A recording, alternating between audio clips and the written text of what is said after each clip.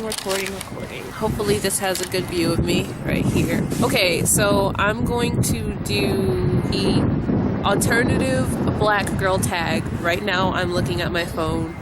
I am waiting for the bus. It's scheduled to come in 10 minutes, so hopefully I can get this down under 10 minutes. First question, how did you know you were different? How I knew I was different growing up.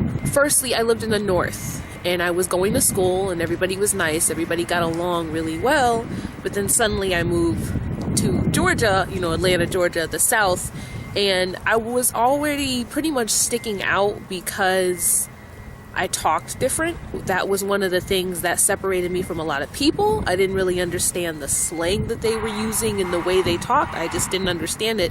And I got made fun of for talking really proper, which I wasn't mad about. I actually kind of was like, oh, well, fine. If that's something that's going to make me different because I talk proper, that's great. I like talking proper. Not only that, I wasn't really interested in other things that people my age were interested in. I was like 12 or 13 in middle school, and a lot of the music, a lot of the television, a lot of the extracurricular activities that other people had when they hung out was not really what I was into.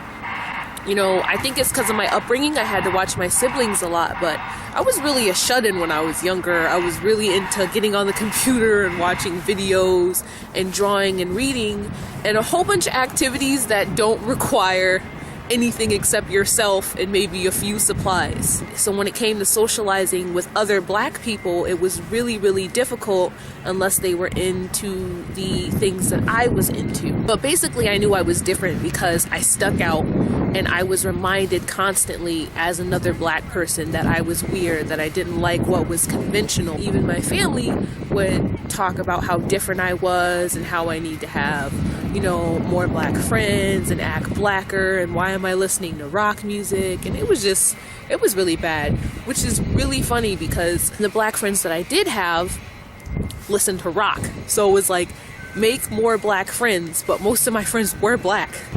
Do people judge me? Yes, of course people judge me all the time. Like, I still feel it from my family all the time. My family is really pro-black, and I have nothing against that, but every single little thing that I do is put through a lens of, come from this family, you should be doing this way, or you should be thinking this way. And for me, I grew up going to many different types of schools and meeting many different types of people. So yes, I encountered racist people, but I don't necessarily label every non-black person I see as racist. And I think that my family really judges me for that. And it sucks because, my best friend, I can have a best friend, that's white, and automatically I bring them around my family, and it's just like, oh, what are you doing? You can't have a black best friend. It's just really weird. Nowadays, it's a little bit more conventional to be different. Everybody's trying to be different. In the past, I got judged a lot because of how I dressed, with the black and the piercings and all that. But nowadays, people are striving to look like that.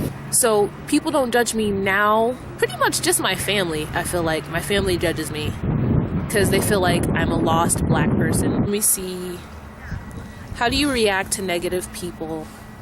I basically just ignore them.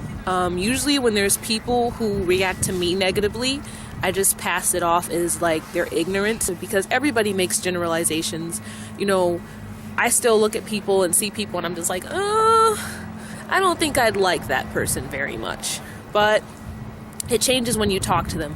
For me, negative people are people who have judgments about you and make assumptions about you, but aren't willing to talk about it with you. What does my family think? I think I've pretty much went on a rant already about what my family thinks. I think my family was a lot worse when I was younger. My family doesn't think I'm as weird as when they did when I was in middle school and when I was dressing all black and I was calling myself emo and listening to rock music and screamo and heavy metal.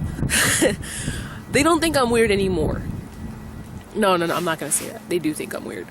They don't think as negatively about me as they used to. When it comes to how I dress and how I look, they're a lot more accepting. My personality, again, my family is really pro-black, so they don't really mingle with other races so much, in their friend groups and the people they're close to.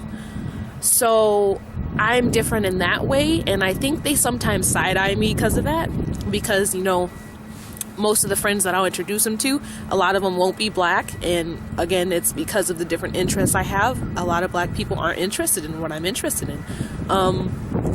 Japanese rock. I've never met anybody that's black interested in Japanese rock.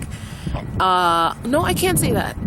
I can't say that. In high school I did, but I've changed so many different schools that I don't really stay with those friends. My hands are so cold, I'm about to pause this. I hate winter with a loathing, fiery passion. I cannot stand winter. How do I remain true to myself? Well, recently I've moved again, so it's actually been a lot harder remaining true to myself because, like anybody else, I want friends.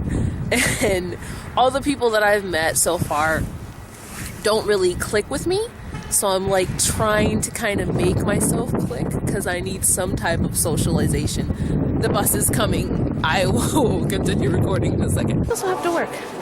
This is where I really should be. I really should be in Planet Fitness right now, but I've been slacking off. Holy crap, I did not know Radiohead was playing in the background of one of these stores. Again, how do you remain true to yourself? I'm still working on it a little bit every single day because, you know, in your early 20s, fitting in is almost, I don't know, fitting in is like almost everything in your early 20s. It's like a different level than when you're in middle school. It's like we want to have people to go through the struggle with you.